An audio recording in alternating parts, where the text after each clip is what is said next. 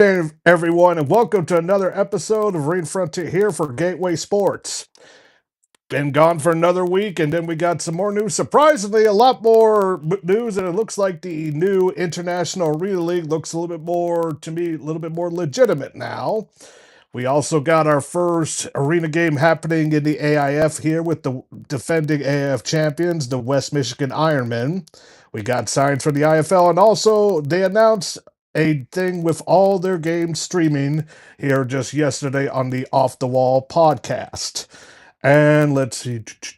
And then, of course, we also finally got some new names for two of the new teams for the Arena League. So it's all coming together, and pretty soon we're going to have a lot more arena football reporting here because, like I said, the first game is happening at AIF, and if you guys remember from the last show, the West Michigan Ironmen are playing quite early due to how their venue is, and of course, I mentioned that the owner was not too happy about that because the rest of the league doesn't actually start playing until another week or two, and we also got an announcement with the uh, American Indoor Football with basically another traveling team being played that's going to be part of it, joining the Odessa Drillers.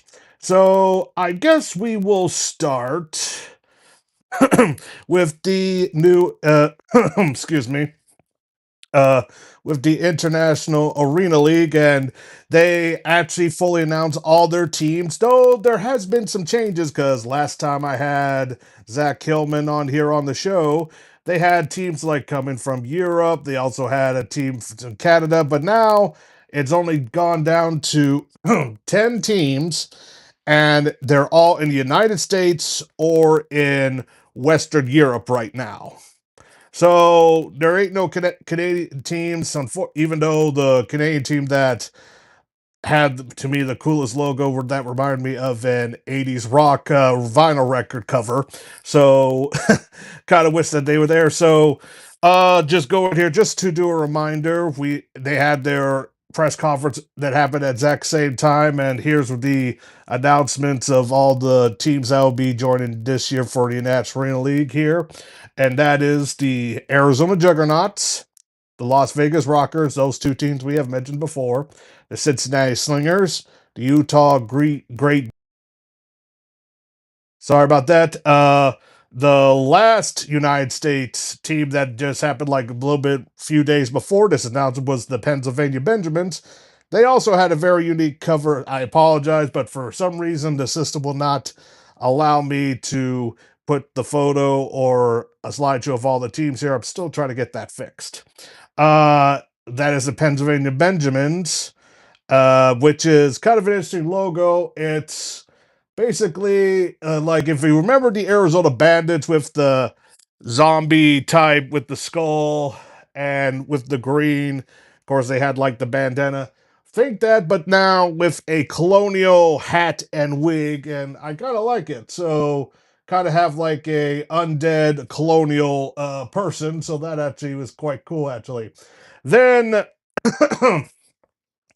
Then the European teams, you got the Zurich Ibex, the Stuttgart Stallions, the England Eruptors, the Glasgow Tartans, and finally the Dusseldorf Warriors.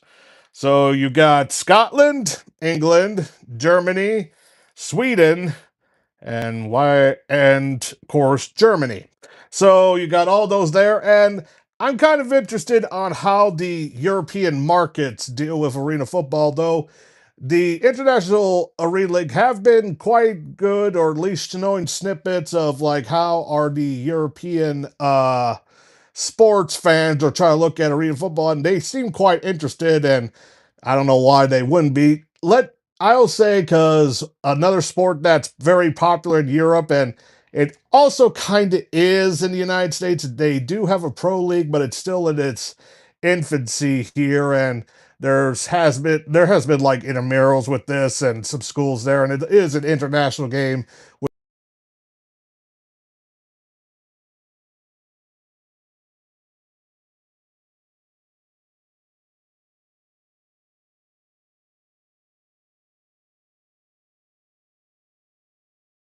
Sorry about that again. The hard hits that happen within arena football.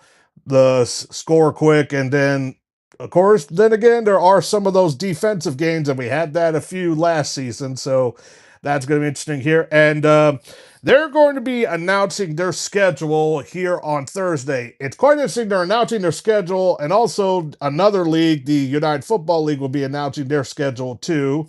Though United Football League will be starting at end of March, while the International Arena League is going to be starting in in April. Though I thought I saw a X as a date here, but they have a release day of going to be on January 22nd on Thursday at 5:30 EST, 4:30 Central, and then so on and so forth for Mountain and West Coast time. So I'm trying to think what time is that. That's actually pretty late into Europe times because yesterday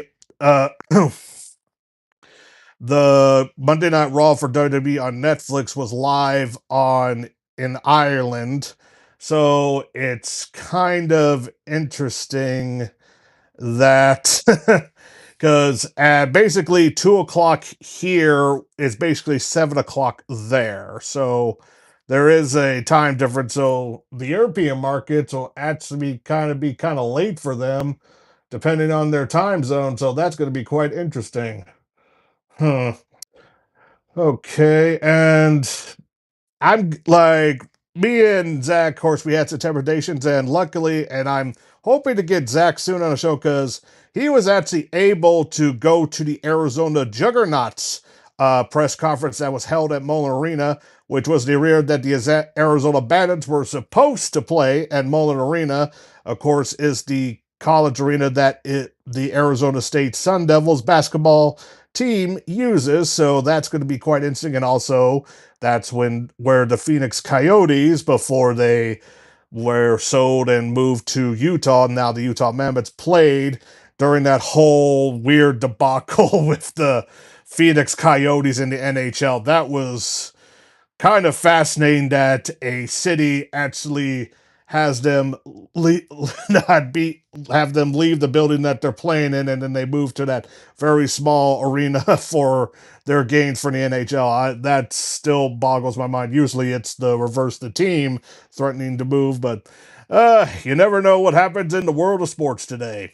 So now with the international league, they're getting some legitimacy. And I'm still have some reservations because, like for example, they were supposed to have some Canadian teams. They don't have that though. Kind of wondering maybe high taxes or traveling or stuff, and also too with the schedules. And we'll probably look over next week, try to see like how often do the European and American teams cross play with each other, and how will that affect with travel here? Is it going to be kind of similar how the NFL does the London games, where the teams actually stay here for a bit? That's going to be, boy, a lot of money. Like because arena football, it's really not a big check for the players, and then also these players have to have green cards, passports, and stuff too. And then with the European players, like, do they get American players flown over there, or do they actually find local European players, which will be very interesting, and especially, oh, I will say, especially for in England, you're going to find some. I wouldn't be surprised, like I said, some rugby players sign up for these teams, former rugby players. So, because they got a lot of, oh, like how if you know the sports culture, it's very old, like houses and all different types of houses, mascots, and all that type of stuff. If you've seen some of those European sports films, you know what I mean. So that goes with the International Relay League. Now we will go to let's go to the Arena League because now they finally announced their two newest teams, the names here, the Memphis team and also the Nebraska team. The Memphis team, which is kind of interesting, and it's not really surprising, it's more because of the rumor of the ownership, and I'll get to that in a moment, is that now the Memphis team, like, you kind of have, when you think of Memphis, you kind of have to think, Elvis Presley, and that's still there. Of course, you got Graceland nearby, And of course, the computer is going slow. And the Memphis team is named the Memphis Hound Dogs.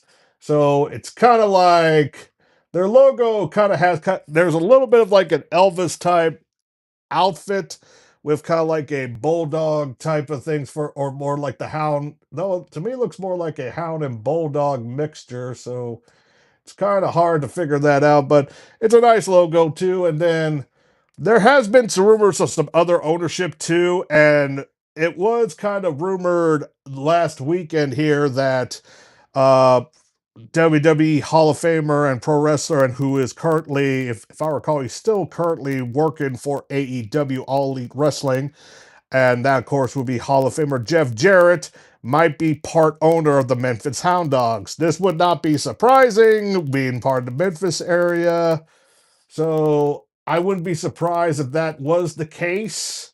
So it would be interesting. He has him, and of course his family has, like, of course, Jeff Jarrett did run TNA a bit for years before transferring to Dixie Carter, then transferring into the current ownership that it is now. It's like all sorts of this and that and this and that. So be kind of interesting, of course. I don't know. Some people thought with Memphis, like maybe for pro wrestling, like someone thought Jared the King Lawler would be a could be an owner of this, and that would have been true probably a few years ago if he didn't have the stroke. He might have tried it, but like seriously, after the stroke, he doesn't need the stress of owning another business. Though, if I recall correctly, he still owns that restaurant in Memphis, if I recall correctly. So that goes for the Memphis team. The Nebraska team is now called, and there's an intro video, and it kind of shows like those World War II air bombers, and they're called the Nebraska Siege. Kind of has a military logo, though it has like a bird. I don't know what type of bird, but it kind of looks like it looks like a, if you guys have seen the regular show cartoon of Mordecai, who is a blue jay, it kind of looks like a like his design, but red, with those pilots during their time, those type of helmets with the goggles on top. So that was the logo, and it's kind of cool and kind of interesting to see because like I said for weeks ago, what the Arena League is now expansion a little bit more to the west, a little bit more, and east. So, and of course, they're taking control of the Memphis market after the UFL took and moved away from that market. Nebraska, it's kind of interesting. Like I know the last known arena team for Nebraska was the Nebraska Danger. So some people were hoping for that name, though it's okay to start new sometimes. So for the Arena League, it's kind of good there, though. So far, those two specific teams have not put out their own social media pages quite yet. At least that I can find. I haven't seen it yet, and there hasn't been links to like, oh, here's the Nebraska Siege or the Memphis Hound Dogs social media pages. So that not there yet. There, of course, their season doesn't start till May, but they kind of need to put up a little bit here.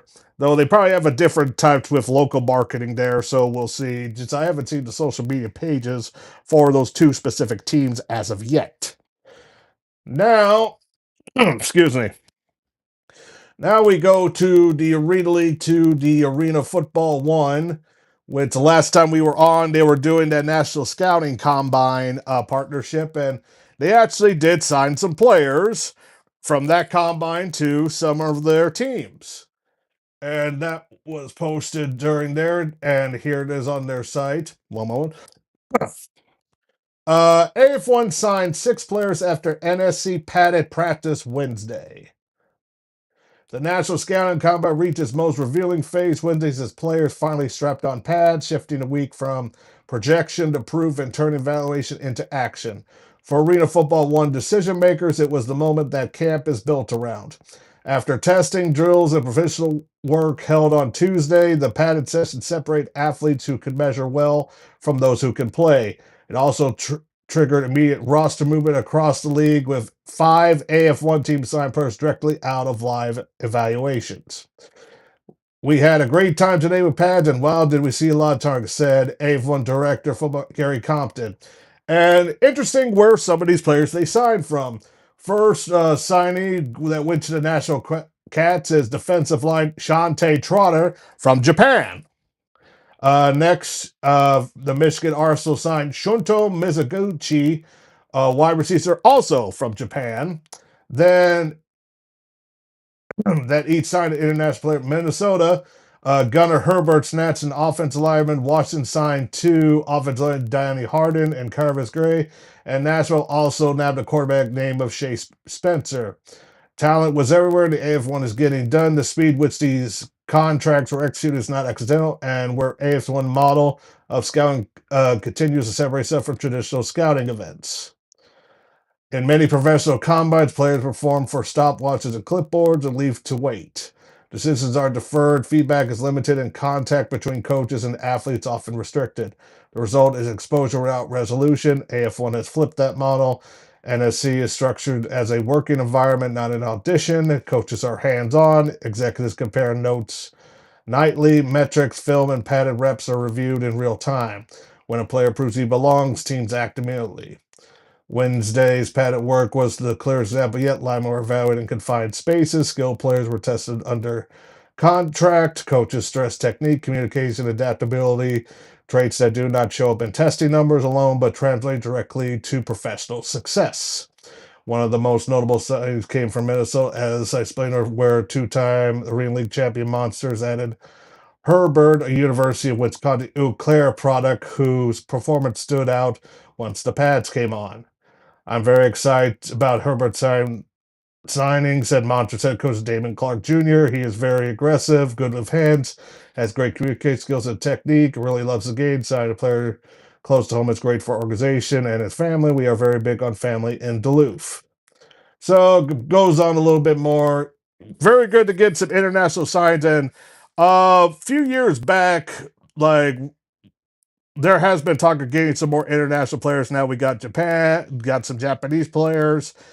Of course, if I remember, I think it was either 2 to 3 years ago where the Japan national football team beat the United States football team pretty good, and even Pat McAfee was like, "What the hell's going on here?" So to get try some Japanese players, of course, everyone knows like if everyone's seen the movie The Replacements, where actually it'd be interesting to see to get a Japanese sumo wrestler as a lineman, and honestly, that is kind of perfect for the part for that position. So, let's see here. There were also then, of course, let's get to the official transactions here because shortly before the show they finally put it on here and they excuse me. So yeah, for the January 20th, you got, of course, the six signs here: Shea Spencer, Nashville, quarterback, Kaiser University, Shunto Mizuguchi, Michigan, wide receiver 5'9", 180, Japan International, Gunnar Herbert, Minnesota offensive lineman, Wisconsin Eclair, Donovan Harden, Washington offensive line, Long Island University, Cavarius Gary, Washington offensive lineman, Mercyhurst University, Isaiah Hall, Bearmont offensive line, Daniel Busey, Baymont Defensive Livingston University. Then we got a few more transactions here. Where are you? There we go. Nick Cargan, Michigan, Arsenal quarterback from Wagner College. Jalen Tucker from Oceanside, wide receiver from Southern Connecticut State.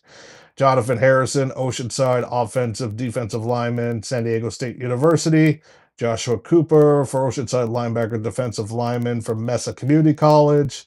Jovan Tucker, Oceanside wide receiver from Lake Erie College. Okay. Excuse me. Then final three signings, Oceanside sides two fullback linebackers with no names. Oh no, here we go. David Flores. They really did weird with this transaction part. David Flores, fullback linebacker, doesn't show his college. Riley Hof, Oceanside, doesn't show his college either. Then Oscar Roden, kicker for Michigan Arsenal from East Tennessee State. So there goes all the signings there up to this point for the AF1. So it's going to be kind of interesting in trying to figure out here because so far, when it comes to AF1, you got the Vice deal still going, but we're still trying to find out how the rest of the games are going to be broadcasted because unfortunately, the streaming app that they use for Evergreen is pretty much gone. So now we're trying to see how you get all those other games on there. So, kind of going to be kind of interesting how that goes here. I guess finally we'll go to the AIF news. Of course, it's kind of interesting. So close to season that one thing that happened that the North Michigan Muskies signed their head coach Lawrence Peters. So that's kind of interesting. This was 5 days ago. That's cutting it close. So we'd like to welcome back Lawrence Pierce back to AAF as the head coach of the Muskies. His background speaks for itself and has definitely led and coached in championship games multiple times. With camp closing in, ownership made a call to make sure that we as a team will be locked in, staying tuned, ladies and gentlemen. So it's kind of interesting there. So coaching experience, he coached with the Ira Barnstormers in the IFL, the Southern Michigan Apex in the GLAA, was part of the UFA champions for the Wisconsin Aviators, and previously coached for the Corvell Chaos, which that's what the team was before they rebranded as the North Michigan Muskies.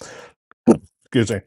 So there's that there. And then, as a benefit for official announcement that just happened yesterday, I mean, this a few days ago, Dave is proud to welcome Midland Frack Attack as the newest member of the league, set to begin play in the 2026 season. Home field, the Horseshoe Arena, City, Midland, Texas.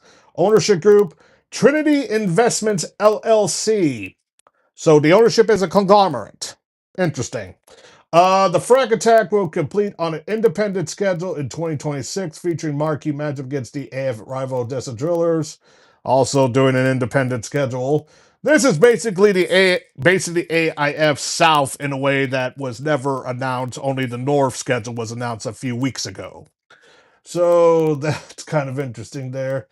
So, because now you got Odessa and then as I said, the Midland Frack Attack FAIC, which is kind of another thing for like kind of like just in a way just like with the popularity of like the new Taylor Sheridan show, Landman, and all that stuff. You get, of course, with Texas, you got all those, oil or drilling into the ground. Now you got the frack attack for fracking, and then of course the drillers for just drill for any type of thing in Texas. So now they got two Texas teams. Of course, the Tyler Crew something, if I recall correctly. I can't recall what the logo, but they were supposed to play, but then somehow just disappeared. So that goes for the AIF for the announcement because now we have our first arena game here when you have, and it's kind of basically what I will call a tune-up game because they're facing a non-league opponent, which is, excuse me, sorry about that. They are facing, as I said, a few because I got apparently they put the dates wrong. Now, of course, the 2 weeks ago they had some type of like welcoming fan event involving some type of trading card. So I'm not too sure what's going on there. So now they're going to have their game this weekend, and more likely, thankfully, it's on Saturday because Sunday you got the NFL conference games, and of course, as I said before, the owner complained about having this early schedule because you're kind of competing with the NFL playoffs a bit here. Like if it was like the weekend after, because then it's the break in between the conference title games and of course I'm going to say it here so I don't get any type of like copyright thing here. The big game because I can't you can't really say the official name technically anymore if you're not even in the and with anything with involving if you're not part of the NFL media blah blah blah blah blah. So because now you're going to see how the defending champs do there. And like I said, the rest of the AIF don't really start playing for a week after.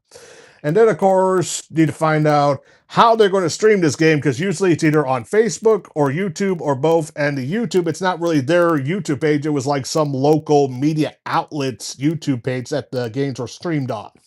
So hopefully they announce how it is. So good luck to the West Michigan Ironmen with their debut against the Michigan Falcons. So hopefully they're probably going to win. Just that hopefully we'll be able to see the game and all that stuff somewhere depending. And I'll share the link on both the Arena Frontier pages if once it gets out. Of course, one problem last year is that they put out the link like minutes before the game even started. So I digress. Hopefully it's better, of course, with all the new stuff and shifting and all that stuff in the AIF. Hopefully that happens.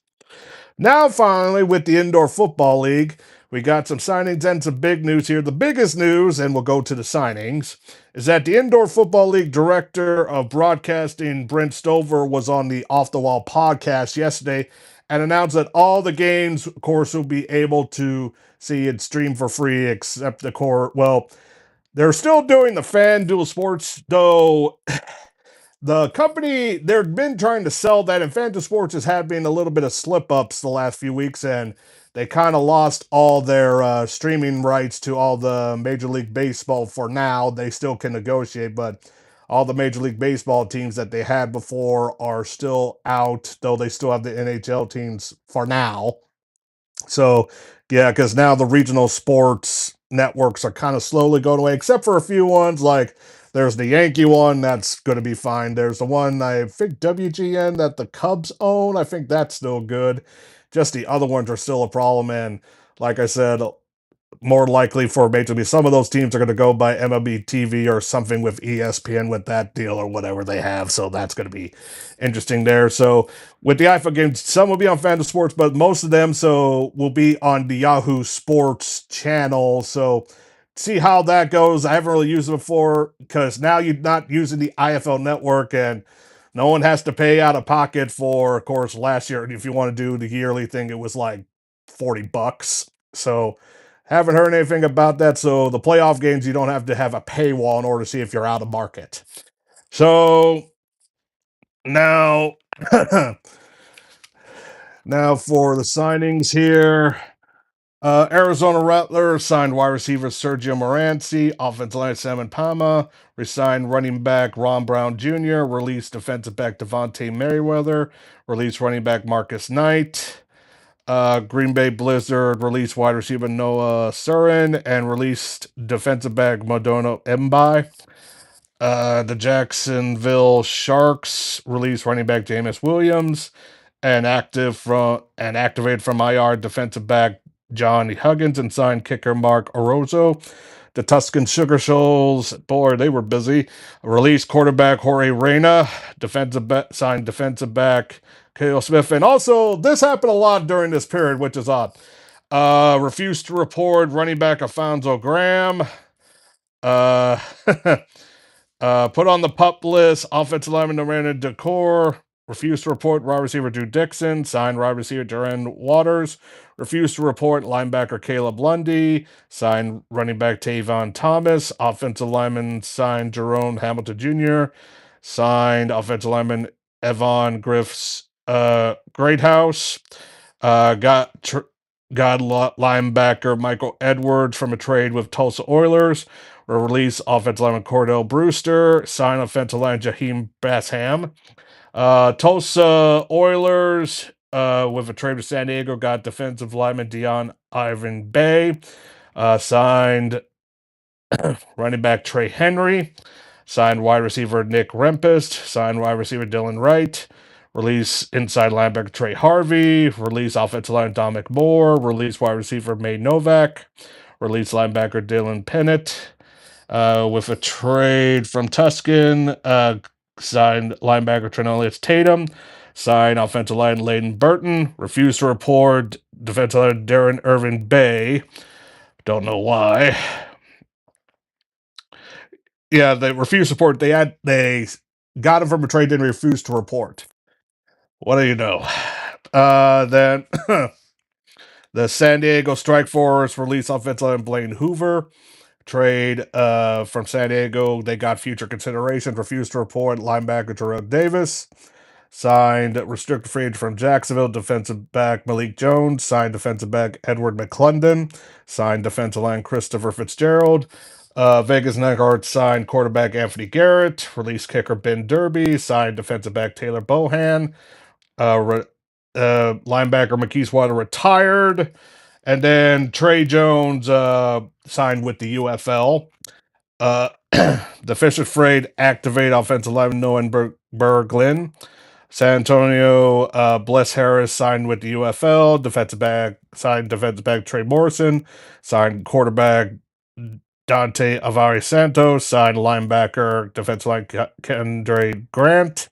Wide receiver Christian Cater. Released defensive back Richie Coffey. Signed quarterback James Graham. Orlando Pirates signed running back Hector Johnson. Quarterback Patson Delorant. Defensive back Darren Evans. Iowa released offensive line Terrence McLean. Then finally, finally, the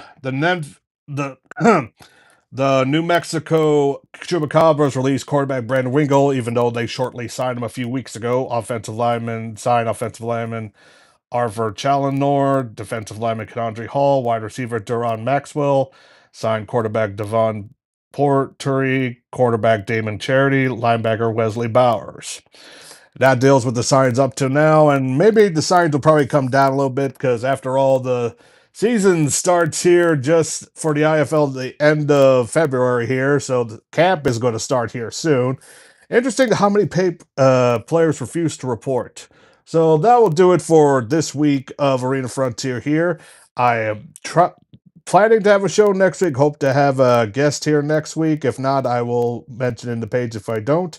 Thank you for joining this evening, and make sure to check the other programming here for Gateway Sports. See you all next time.